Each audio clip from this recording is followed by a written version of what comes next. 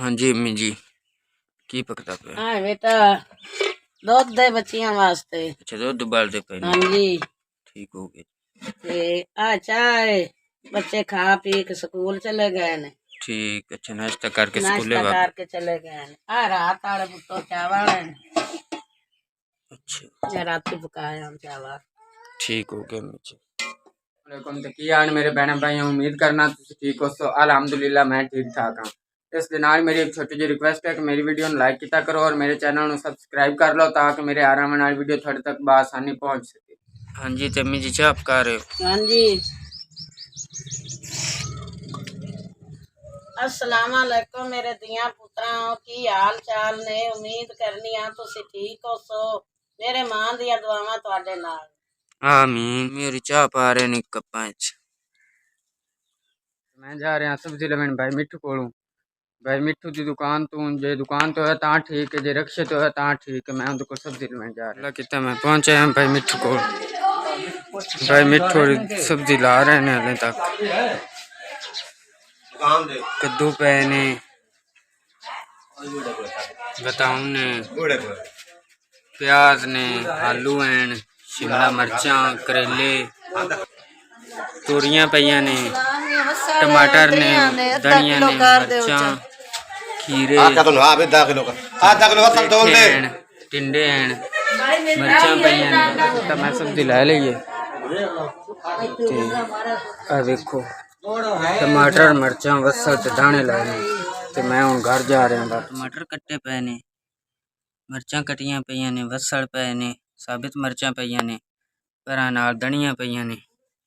ते अम्मी जी होरी सब्जी बना रहे ने, कोल दादी होरी भी बैठे ने। ते मैं छप्पर ला दिता क्योंकि बारिश आंदियां रही ने पिछले 2 दिन। ते इस वजह छप्पर उधर ला छड़िया क्योंकि समान दी मंजी पावन दी जगह कोई ना। और इकरा फातिमा अंदर खेल रही हैं बेड ते। ये गलियां गलियां एंजॉय कर रही हैं। वाह जी वाह। मोमना क्या कर रहे हो बेटा? ये तो आग बाल के बाजी ने दे दी है। बाजी और घ्यो पा रहे हैं क्योंकि तू धूप चढ़ी खुलते काफी सारी। अस्सलाम वालेकुम की हाल है मेरे बहना भाई। उम्मीद करने आ कि तुम ठीक ठाक हो। सो हाँ जी तम्मी और दाने बना रहे ने, कोड़ा बच्चे बैठे ने, इकरा फातिमा और मोमना।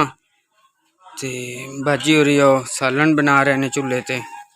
हाँ जी बाजी। हाँ जी प्याज पा दिते ने, मिर्चे पा दी ने, वसल ते मिर्चा बना रहे हैं। ठीक है।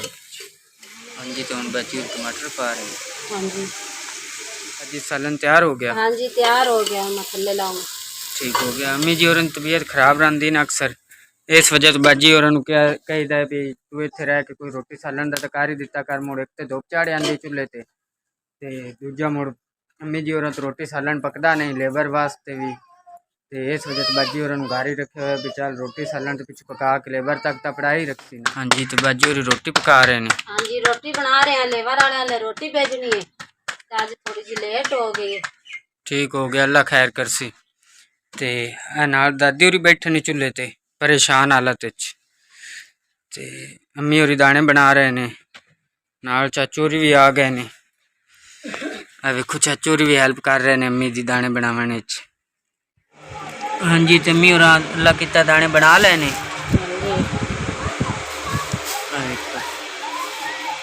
दाने अम्मी होरा बना लेने, बोरी च पैने जेड़े बन गए ने। ते हुण लैके मैं चक्की ते जा रहा। हाँ जी ते हरूं दा बूटा है, ये हरूं लगी हुई देख सकते तुसी माशाअल्लाह। ते चाचू दे नाल मैं असीं इत्थों लवें दाने एक पिंड चों। ते उत्थों दा माहौल तुहानूं पिंड दा विखा रहे हैं। वेखो माशाअल्लाह पिंड छोटा जिहा, मज्झी गाई बधी हुई ने।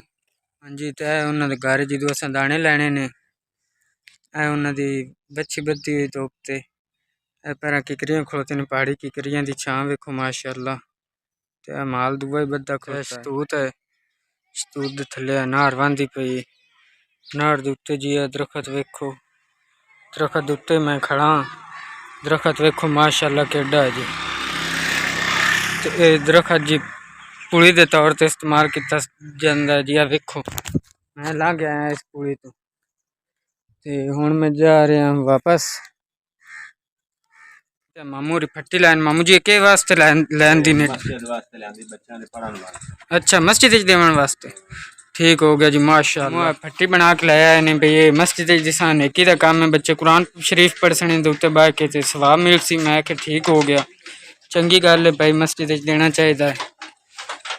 हाँ जी बाजी बर्तन धो रहे हो? हाँ जी रोटी पानी का टाइम हो गया है शाम का नाम खाना बनाना मैं के बर्तन बुर्तन साफ कर लगी। ठीक हो गया जी आटा भी चक्की तो चा लिया है मैं मसाला कुटता पिया ते अम्मी होरी सब्जी कटते पे ने देखो जी तो कितने पहुंच गया सालन बस है हुन आलू पा के ना हाँ जी थोड़ा देर उत्ते रखसा है कितना टाइम लग जाए 15-20 मिनट लग जासे। ठीक हो गया तो अज जी मैं लाइट का इंतजाम किया क्योंकि डेली मैं शाम की रूटीन शेयर करन तो रह जाता सो इस वजह तो मैं सोचा भी चलो कोई लाइट का इंतजाम कर लवां जो शाम की रूटीन शेयर कर सकां भैन भाइयों नाल ते मैंने सपोर्ट किया करो मैंने थोड़े भैन भाइयों की सपोर्ट की जरूरत है। सालन तैयार हो गया? हाँ जी सालन तैयार हो गया सालन और मैं थल्ले ला रही हूँ। ठीक हो गया आज सालन तैयार हो गया आलू पालक का। हाँ जी तो बाजी और रोटियां पका रहे हैं। हाँ जी रोटियां बना रहे हैं। ठीक हो गया। हाँ जी तो रात हो गई काफ़ी इस दिन मैंने इजाज़त इंशाल्लाह कल के व्लॉग में मुलाकात होती खुदा हाफिज़।